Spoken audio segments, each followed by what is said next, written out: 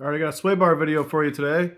This Beretta now has a fat 33 millimeter direct acting front sway bar and a 23 millimeter adjustable rear sway bar for like 150 bucks. That's it. There's probably not a lot of you that are building rear wheel drive Berettas that are going to use Blazer sway bars like this one, but I'll show you a couple little tricks, a couple things you can do for like a rear axle housing to add a sway bar for something that didn't even have it, like my truck and this Explorer axle, and also some tricks to make a sway bar fit a car that wasn't intended for it. So like the Blazer sway bar, I had to add split rings in order to keep the bar from walking side to side, and I used Dodge end links to make it a direct sway bar rather than hook it to the control arm. I hooked it straight to the strut. And the rear sway bar I made adjustable with more split collars and some ball joint style end links from a Camaro. It all ended up dirt cheap and super functional. All right, this here is a two-door Chevy Blazer sway bar, and it looks like this will fit a Beretta. So remember, I flipped these control arms side to side because I knew I was going to have a sway bar in the front instead of the back, and that lines up halfway decent with the hole over here and over here. And you know, I've got to adjust my length, get a little bit of clearance at the rack here. This sway bar is going to move up along with the control arm, so I'll have to see how clearances are, but I'll get a measurement here, what I think I want, and then get a pair of end links and see where that puts me. Once I get the steering finished, I can get all that together and see what I have for clearances.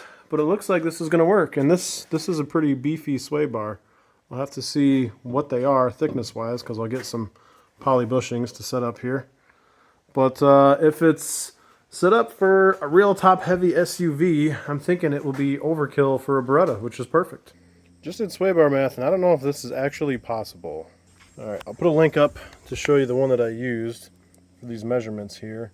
But the fact that the Beretta has a much shorter distance between the bushing and the mounting hole than the Blazer itself. This shows that it's like 5 times stiffer, even though it's 30 millimeter instead of 33 like the Blazer one. That seems hard to believe. Okay, it looks like this might work. This is a 4-door Blazer rear sway bar. I mocked up the 2-door one, and that wasn't going to work with the way the bends were. This is just a split collar, 7/8, because this is a 23 millimeter, and 7/8 is pretty close. And my idea is to take a tab. So I'm going to drill a hole in this tab here, weld it onto this baby, and then I will have an adjustable rear sway bar because I can move this wherever I need to along the lever here, and then clamp it up and be able to dial in my understeer oversteer. I'm doing these are just 3 1/4 exhaust clamps. So I'm going to do the same thing and stud these like I did with my truck when I put a rear sway bar on my Silverado. And 23 millimeter, I also made them adjustable. And that way I can dial in my front to back balance. I can move this wherever it needs to be. So if I need a little bit less rate on the rear sway bar, because let's say it's kicking the ass end around like crazy, I can put it back here. If I need a little more rate because it's oversteering or understeering, I can move it forward here and dial them in. So I'm going with a Beretta bar up front. That will be whatever it is. There's no real easy way to make it adjustable. And I just got to make this rear bar happy with whatever understeer or oversteer I get. This off-center pinion on the Explorer axle looks a little funny. And the Blazer doesn't have that offset, so the bar doesn't either. But it doesn't work out too bad because the thickest part where the ring gear is on here still is the best part of clearance for the bar.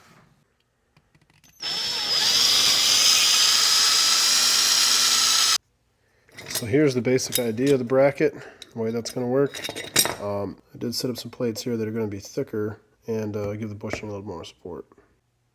All right, all welded up and ready to go. Okay, I just got these struts drilled. That was the steering arm for a Beretta that used to come back here. You can see the gigantic hole where the tie rods used to go. And I flipped them around so that I could use these Dodge tie rods. That's going to be sway bar end links. And this is where the sway bar itself is going to go, the Blazer sway bar. And this will rotate, because this is ball joint in here. That should rotate when I turn. And you know, allow some misalignment.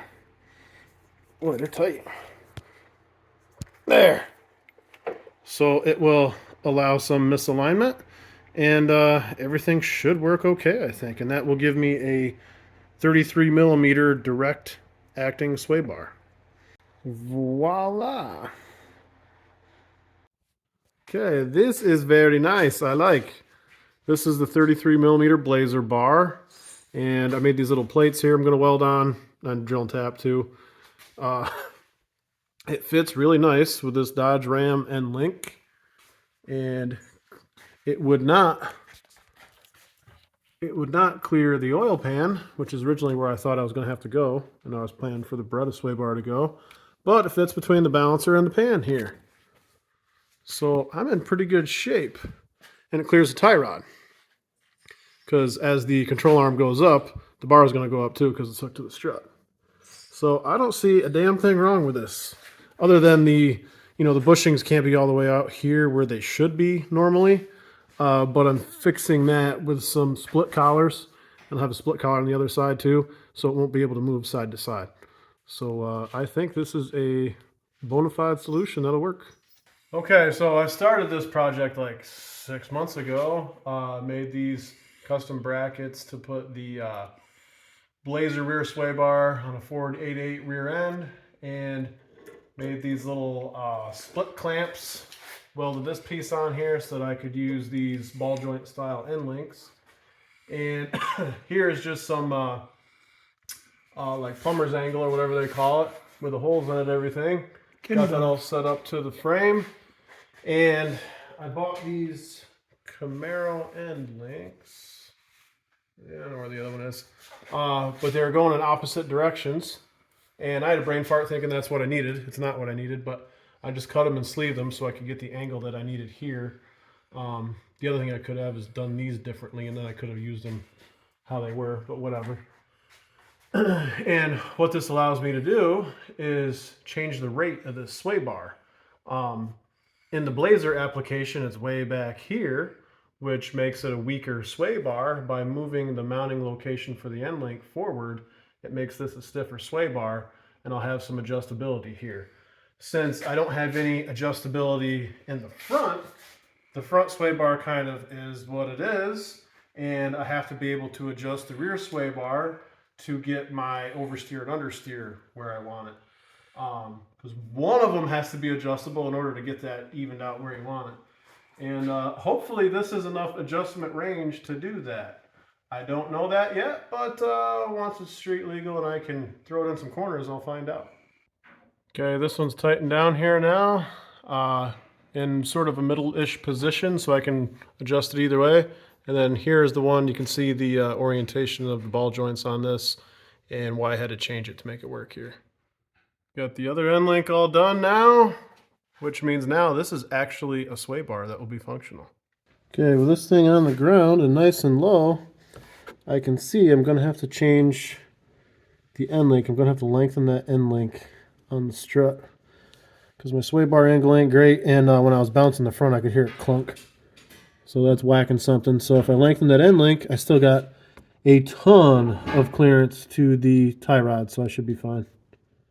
Okay, I just measured here, and I can add 2 1/4 to that end link and still not contact the tie rod. All right, I'm actually going to lengthen 1 3/4 because I don't want to be whacking the rack.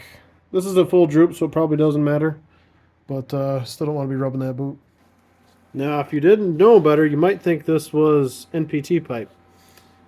To make the extension here, 1 down, 1 to go. All set now for the wheel to go back on. I got that end length lengthened, got clearance here at the tie rod.